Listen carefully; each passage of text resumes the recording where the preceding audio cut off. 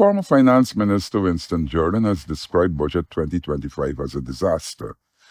The budget was presented to the National Assembly on Friday by Minister with responsibility for finance, Dr. Ashley Singh. It must be a farewell budget. They must have seen the writing on the wall. Because this disaster, even by the PPP standards,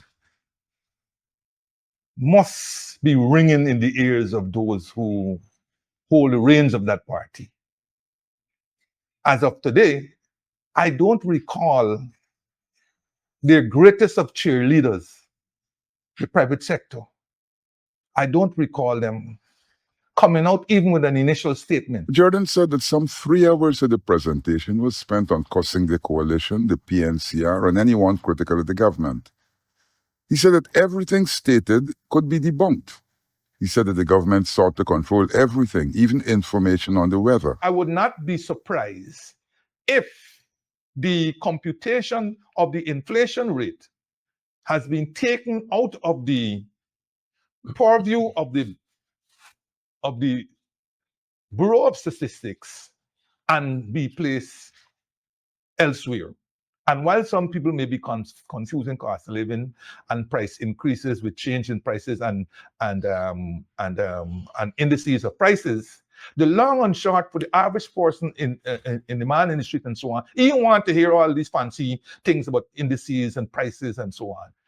What he is facing, right, food on the table, and what he is facing is a brutal set of price increases day in and day out. The government said that inflation in 2024 was just about 2.9%. Malnourishment increased dramatically during this period when Guyana has oil revenue. Short-term interventions are for short-term problems. Temporary interventions are for problems that you perceive to be temporary as a result of some malformation, some structural defect or something that will quickly overcome itself. Mm-hmm.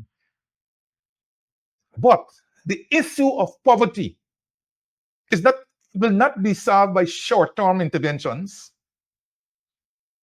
The issue of poverty, and at 48%, because we didn't see any number different than 48%. In fact, the poverty level is said to be 53%.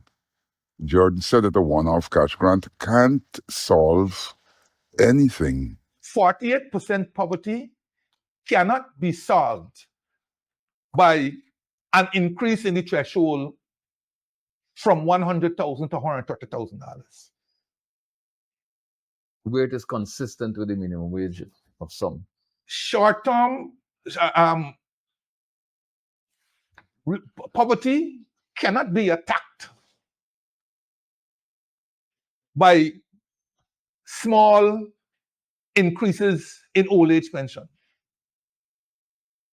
So you see, all these short-term things, while recognizable, and perhaps while needed as temporary relief, poverty has to be solved ultimately by long-term policies, by structural reorientation of the economy, by the creation of permanent jobs of high income, by substantial and measurable improvement in areas of education, health, and so on. There is also need for an equitable distribution of income and resources.